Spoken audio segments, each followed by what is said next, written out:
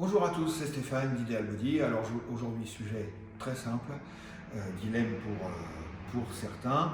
Je vais peut-être apporter une réponse. Faut-il s'entraîner en split, c'est-à-dire en diviser le corps et puis travailler chaque jour une partie ou deux, trois parties du corps, ou alors faut-il travailler en full body, c'est-à-dire à chaque fois qu'on s'entraîne, on travaille tout le corps. Quels sont les avantages et les inconvénients de chaque type d'entraînement? Alors, split égale, on divise le corps, pectoraux, triceps, épaules, ischio, etc. jusqu'à avoir réparti tout le travail du corps sur la semaine. Et chaque jour, on fait quelque chose on travaille un groupe musculaire différent. Ce qui fait que chaque muscle va travailler une fois par semaine. Par contre, on va bien le flinguer avec un nombre de séries important et plusieurs exercices, y compris des exercices d'isolation. Est-ce que le split est aussi intéressant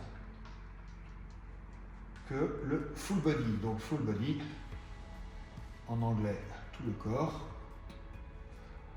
Donc là c'est très simple, hein. À chaque fois qu'on va à la salle, on va entraîner tout le corps. Forcément, on fera moins de séries par groupe musculaire et on se focalisera plutôt sur les mouvements les plus efficaces, hein, parce qu'on ne fait pas beaucoup d'exercices et pas beaucoup de séries par groupe musculaire. On se focalisera principalement sur des mouvements polyarticulaires. Squat, soulevé de terre, développé couché, rowing à la barre, etc. Donc, split versus full body, qu'est-ce qui est le mieux? Eh bien, on va voir les inconvénients, enfin les plus et les moins de chaque entraînement. Alors, les plus du split. Les plus du split, c'est que on peut s'entraîner pour ceux qui veulent. Alors, c'est un plus ou un moins, hein, tout dépend du temps dont vous disposez. On peut venir tous les jours à la salle.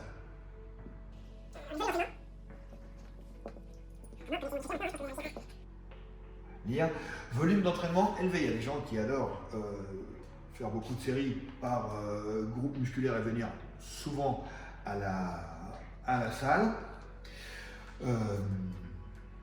Pour ces gens-là, ça va satisfaire leur fin d'entraînement.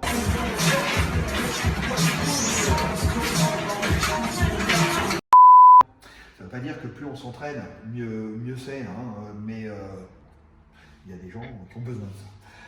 Donc c'est un plus pour eux.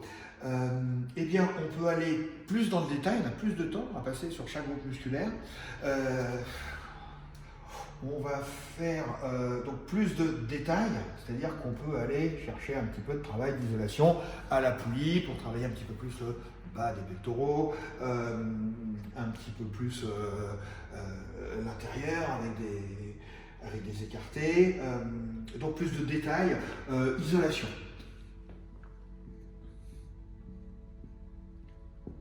Ça c'est un travail qui est plutôt de finition, plutôt quand on est déjà avancé, qu'on a créé son bloc de granit dans lequel on va sculpter.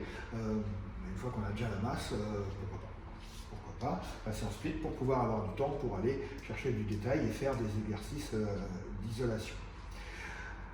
On peut faire des entraînements courts quand on s'entraîne en split.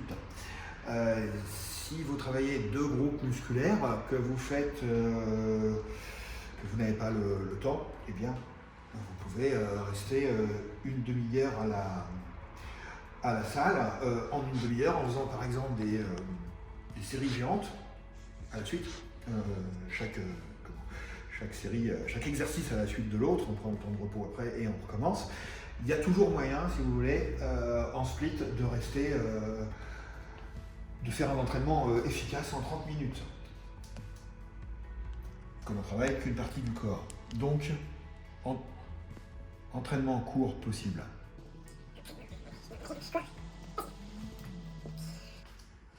Autre avantage de l'entraînement en split, c'est que comme on travaille chaque groupe musculaire à peu près une fois par semaine, eh bien on est sûr de ne pas se mettre dedans au niveau surentraînement. On ne va pas surcharger le système nerveux, donc on est à peu près sûr d'avoir une récupération correcte. Je mets plus de récup, ça ne veut pas forcément dire qu'il y a plus de récupération qu'au full body. Full body, on peut avoir une très bonne récupération si le full body est bien mené. Mais on va dire qu'on est sûr d'avoir une récupération correcte, à moins de faire 50 séries par groupe musculaire. On est à peu près sûr sur un split d'avoir une récupération correcte et de ne pas être épuisé par l'entraînement. Passons maintenant aux avantages, enfin en plus du full body. Eh bien, le full body, ça permet d'avoir, contrairement au split, un volume d'entraînement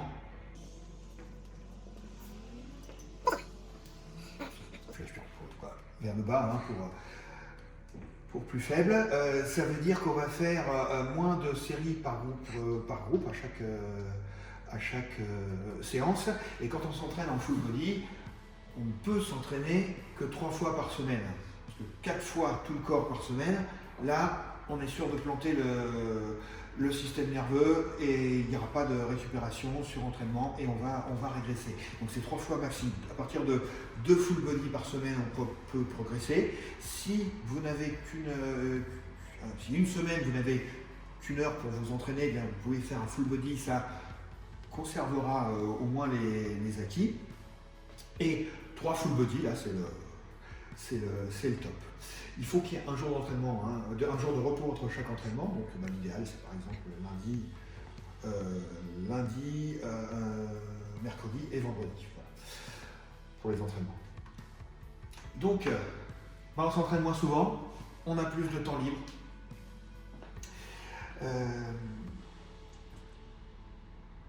Autre avantage, plus de production de testostérone. Plus testo.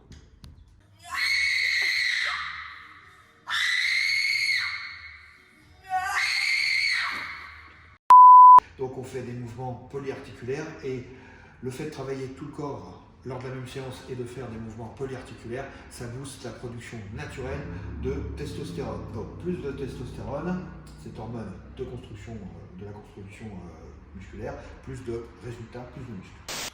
Autre avantage du full body, c'est qu'on a une meilleure rentabilité de l'entraînement. C'est-à-dire que le rapport résultat en masse et en force, nombre de séries est supérieur au split. Pourquoi? Parce qu'on va se focaliser tout simplement sur les mouvements polyarticulaires, donc les plus efficaces. Donc plus de rentabilité.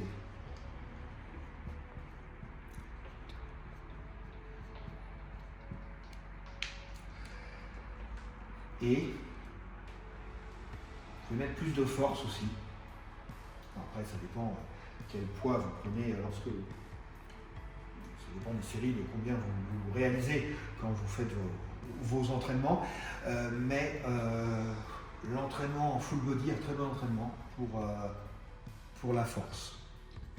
Alors, les anciens, comme Ray Park, Arnold Schwarzenegger quand il a commencé à s'entraîner, et bien d'autres athlètes des années 60, 70 et 80 s'entraînaient au moins les premières années de leur carrière pour sculpter leur base, pour se faire un corps massif au départ, s'entraînaient principalement en full body. Voilà. La liste n'est sûrement pas exhaustive, il y a sûrement d'autres avantages aux deux types d'entraînement. Voici ceux qui sont pour moi les plus évidents. Maintenant, on va voir les aspects un petit peu plus négatifs. Alors, concernant le split, alors c'est quand même beaucoup de travail. Faut aller souvent à la salle, 4, 5 fois, il faut y passer 1 heure, 1 heure et demie. Faut avoir le temps, et puis vous ne progresserez pas forcément plus que quelqu'un qui s'entraîne en full body.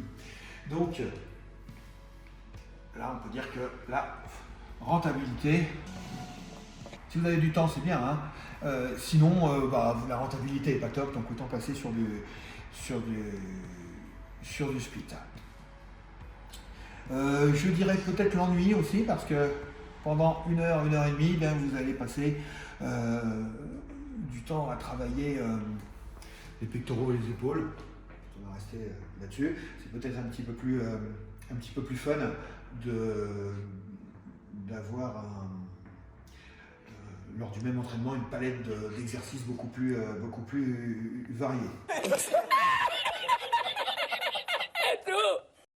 Il peut y avoir de l'ennui avec les splits. Voilà, on va s'arrêter là pour l'instant. Maintenant, le full body, les points négatifs, écoutez, j'en vois qu'un seul. C'est que on ne fait pas dans le détail. Full body, c'est très bien pour quelqu'un qui débute ou qui reprend la musculation, qui veut se faire un bloc de granit dans lequel il pourra tailler plus tard avec peut-être un petit peu plus d'entraînement en split. C'est-à-dire que là, quand on fait du full body, on ne va pas chercher l'arrêt entre les deux pectoraux, les pectoraux qui se séparent bien en bas, le pic du biceps, etc. Là, on fait du gros œuvre, si vous voulez. Voilà. Mais au début, c'est pas du tout un point négatif, hein. Il faut passer par là, et par période dans l'année, on peut tout à fait faire des périodes de prise de masse avec du full body. Donc dans les deux cas, ce sont des très bons types d'entraînement. Tout dépend si vous avez du temps ou pas. Tout dépend si vous aimez laisser faire de l'isolation ou pas. Et si vous cherchez à faire, si vous avez déjà une bonne masse musculaire, une bonne base, une bonne force, et si vous cherchez maintenant à sculpter dans les détails votre corps. Voilà. En tout cas, d'une manière générale, moi, ce que je trouve, ce que je constate, c'est que le full body est un peu oublié aujourd'hui en salle, et c'est dommage parce que ça fonctionne très très bien. Voilà. Vous avez maintenant les éléments pour choisir entre les deux type d'entraînement. Je vous dis à très bientôt pour une prochaine vidéo et n'oubliez pas de liker, partager si vous avez trouvé cette vidéo sympa. Allez, ciao!